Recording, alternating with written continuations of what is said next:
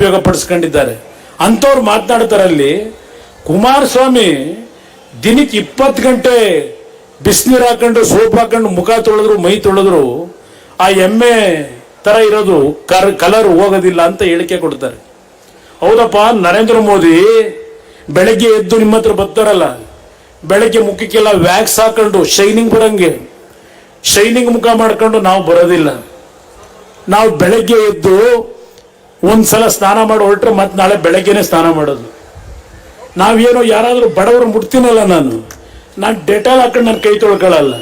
ಆ ಬಡವರ ಬೆವರು ನನ್ನ ಕೈಗೆ ಅಂಟ್ಕೊಂಡಿರ್ತದೆ. ನಿಮ್ಮನ್ನ ಕೈ ಮುಟ್ತೀನಲ್ಲ, ಅದೇ ಕೈನಲ್ಲಿ ಕೈ ತೊಳೆದೇ ನಾನು ಊಟ ಮಾಡ್ತಕ್ಕಂಥವ್ನು. ನಾನು ನಿಮ್ಮ ಬೆವರನ್ನ ಒಂದು ಇದರಲ್ಲಿ ಅದೆಲ್ಲ ಬಂದಿರ್ತಕ್ಕಂಥವ್ನು ನಾನು. ಇವತ್ತು ದಯವಿಟ್ಟು ನೀವು ಅರ್ಥ ಮಾಡ್ಕೊಳ್ಳಿ. ಆ ಕಾಲದಲ್ಲಿ ಸಾರಾಯಿ ಕುಡಿತಾ ಇದ್ದಿದ್ದು ನಿಲ್ಲಿಸ್ತೆ ಈ ರಾಜ್ಯದೊಳಗೆ, ಲಾಟ್ರಿ ಮಾಡ್ತಕ್ಕಂಥದ್ದು ನಿಲ್ಲಿಸ್ತೆ, ಬಡವರನ್ನ ಉಳಿಸ್ಬೇಕು ಅಂತ ಹೇಳಿ. ಇವತ್ತು ಹಲವಾರು ಕಡೆ ಮದ್ಯಪಾನ ನಿಲ್ಲಿಸ್ಬೇಕು ಅಂತಾರೆ, ಆದ್ರೆ ಇನ್ನೂ ಅದಕ್ಕೆ ಸಮಯ ಬೇಕು. ಅದಕ್ಕೆ ಯಾವ ರೀತಿ ತೀರ್ಮಾನಕ್ಕೆ ಬರಬೇಕು ಅನ್ನೋದು ನಾನು ಒಂದೇ ಸಲ ತರಲಿಕ್ಕೂ ಆಗೋದಿಲ್ಲ. ಅದನ್ನು ಇವತ್ತು ಬಡವರ ಪರವಾಗಿ ಸರ್ಕಾರ ಇದೆ, ನನ್ನನ್ನು ಉಪಯೋಗ ಮಾಡ್ಕೊಳ್ಳಿ. ಯಾರು ಬೇಕಾದರೂ ಬಂದು ನೇರವಾಗಿ ಇವತ್ತು ಒಬ್ಬ ಮುಖ್ಯಮಂತ್ರಿನ ಭೇಟಿ ಮಾಡಬಹುದು. ಇವತ್ತು ಯಾವೊಂದು ಆರೋಗ್ಯದ ತೊಂದರೆಗೊಳಗಾಗ್ತೀರಿ, ಕಿಡ್ನಿ ಕಾಯಿಲೆ, ಕ್ಯಾನ್ಸರ್ ಕಾಯಿಲೆ, ಸಣ್ಣ ಸಣ್ಣ ಮಕ್ಕಳು ಬೋನ್ ಮ್ಯಾರೋ ಟ್ರಾನ್ಸ್ಪ್ಲಾಂಟ್.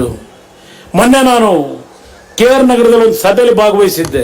ಕೊಳ್ಳೇಗಾಲದಿಂದ ಒಂದು ಹೆಣ್ಣು ಮಗಳು ಹುಡುಕೊಂಡು ಓಡ್ ಬರ್ತಾಳೆ. ಒಂದು ಹಳ್ಳಿಲಿದ್ದೀನಿ ನಾನು. ಬಂದು ಆ ಹೆಣ್ಣು ಮಗಳು ಹೇಳ್ತಾಳೆ, ಮಡಿವಾಳ ಸಮಾಜಕ್ಕೆ ಸೇರಿದಂಥವಳು, ನನ್ನ ಗಂಡನಲ್ಲೆಲ್ಲೋ ಅಪೋಲೋ ಹಾಸ್ಪಿಟ್ಲಿಗೆ ಸೇರಿಸಿ ಬಂದಿದ್ದೇನೆ. ಪ್ಯಾನ್ಕ್ರೇಸ್ ಕಾಯಿಲೆ, ಸಿದ್ದರಾಮಯ್ಯನ ಮಗನಿಗೆ ಬಂದಂಥ ಕಾಯಿಲೆ ನನ್ನ ಗಂಡನಿಗೆ ಬಂದುಬಿಟ್ಟಿದೆ. ಇವತ್ತು ಚಿಕಿತ್ಸೆ ಕೊಡದೇ ಇದ್ರೆ ನನ್ನ ಗಂಡ ಸಾಯ್ತಾರೆ, ನಾನು ವಿಧವೆಯಾಗಿ ಹೋಗ್ತೀನಿ, ನನ್ನ ಗಂಡನ ಉಳಿಸ್ಕೊಡು ಅಂತ ಬಂದು ಹಳ್ಳಿನಲ್ಲಿದ್ದೀನಿ ನಾನು. ಓಡ್ ಬರ್ತಾಳೆ.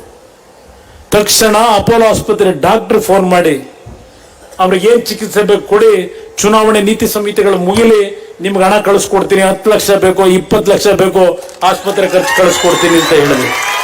ಇದು ನಾವು ಬಂದಿರತಕ್ಕಂಥ ಮಾರ್ಗ, ನಾವು ನಡ್ಕೊಂಡ್ ಬಂದಿರತಕ್ಕಂಥ ಮಾರ್ಗ.